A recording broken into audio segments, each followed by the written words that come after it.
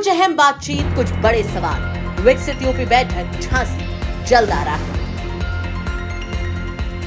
जो हम छोड़ गए थे सब कुछ, वो सब कुछ हमारा बर्बाद हो गया। मकान गिर गया, माता पिताजी ख़त्म हो गए, हमारे 2 भाई ख़त्म हो गए, हमारी पूरी ज़मीन जायदाद सब कुछ बर्बाद हो गई। आज हम ऐसी स्थिति पर खड़े हैं कि हमें कोई भी सहायता, किसी किस्म से मदद नहीं हो रही है। सरकार हमें कोई किस्म से मदद नहीं कर रही। हमारे जवानी के बेकार चले गए। अब हमारे कौन लौटा के लाएगा वो दिन। यूजीसी के नए नियमों को लेकर देश भर में विरोध और हंगामा देखने को मिल रहा है। सड़कों से लेकर मोहल्लों तक हर तरफ सवाल है, नाराजगी है और डर भी। इसी बीच एक ऐसी आवाज सामने आई जिसकी पीड़ा किसी नियम से नहीं बल्कि बीते 20 सालों की टूटी हुई जिंदगी से निकली है। ये आवाज है बुंदेलखंड के ललितपुर जिले के विष्णु तिवारी की।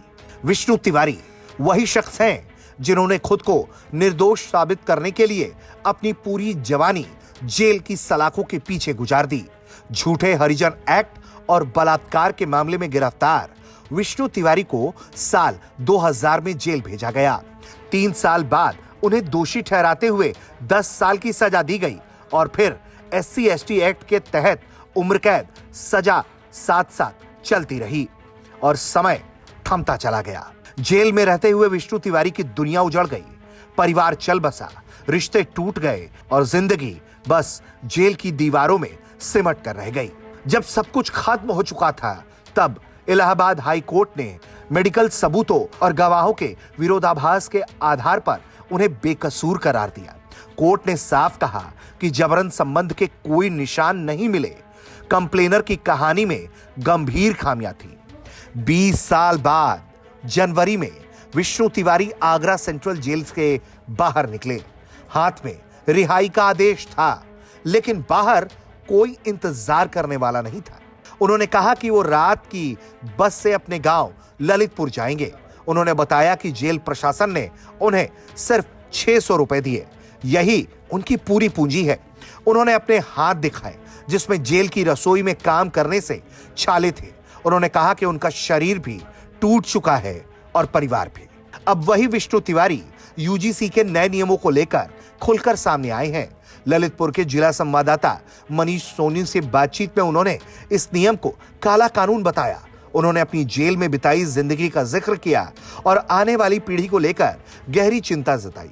उनका डर सिर्फ कानून का नहीं है बल्कि उस दर्द का है जो एक गलत फैसले से पूरी जिंदगी छीन सकता है। यूजीसी के नए नियमों पर बहस जारी है, लेकिन विष्णु तिवारी की कहानी ये याद दिलाती है कि जब कानून गलत हाथों में चला जाए तो सिर्फ एक केस नहीं बनता बल्कि एक पूरी जिंदगी सजा बन जाती है।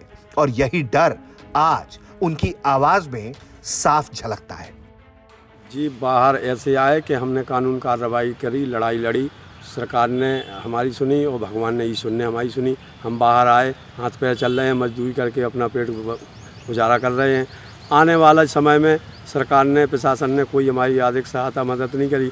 हम इस स्थिति में, ऐसी स्थिति में पहुंच गए हैं कि हम पे कुछ भी नहीं बचा है और हमें और से प्रताड़ना और जलील होने पड़ रहा है। मतलब क्योंकि यूजीसी का कानून चल गया, मोदी जी जे सरकार जे कानून ले आ रही है। आने वाला भविष्य हमारा तो बेकार हुआ, आने वाला बच्चों का भविष्य बेकार ना हो, इसलिए हम चाहते हैं कि ईश्वर से और सरकार से कामना करते हैं कि ये कानून। जी, हम ऐसे फंसे थे, हम पे एक गाय का मसला था, ज़मीन का। गाय पड़ गई, गाली गलौज हुई, उस केस में मतलब उनने केस बनवा दिया 376 हरिजन एक्ट। हम जेल चले गए। हमने जेल अपनी मतलब बड़ी मुसीबत से जेल काटी, टाइम काटा। भगवान से उम्मीद थी कि हम निर्दोष हैं, सो हम बाहर निकले कानून द्वारा बरी भाई। अब हम आके आए तो सरकार, प्रशासन सब आए, अधिकारी आए हमारे पास, लेकिन किसी ने कोई आर्थिक सहायता मदद हमें नहीं दी। हमारे पास अभी तक कुछ नहीं है, ना कुछ है, ना राशन कार्ड, ना आवास, ना जी। हमारा पूरा परिवार जो हम छोड़ गए थे सब कुछ, वो सब कुछ हमारा बर्बाद हो गया। मकान गिर गया, माता पिताजी ख़त्म हो गए, हमारे 2 भाई ख़त्म हो गए, हमारी पूरी ज़मीन जायदाद सब कुछ बर्बाद हो गई। आज हम ऐसी स्थिति पर खड़े हैं कि हमें कोई भी सहायता, किसी किस्म से मदद नहीं हो रही है। सरकार हमें कोई किस्म से मदद नहीं कर रही। हमारे जवानी के बेकार चले गए। अब हमारे कौन लौटा के लाएगा वो दिन। जब हमें करने का समय और जब हमें कमाने खाने का समय था वो हम चले गए, बेकार समय चला गया। अब हम बुढ़ापा आ गया, हम जेल में आ गए, जेल से बाहर आ गए। अब सरकार हमें एक काम करवे, या तो हमें फांसी दे देवे या दोबारा से जेल भेज देवे, क्योंकि ऐसे कानून पास करवा रही सरकार। और हम क्या करें, सरकार मतलब सावर्ण समाज को कोई है ही नहीं है। ललितपुर से मनीष सोनी की रिपोर्ट, यूपी तक।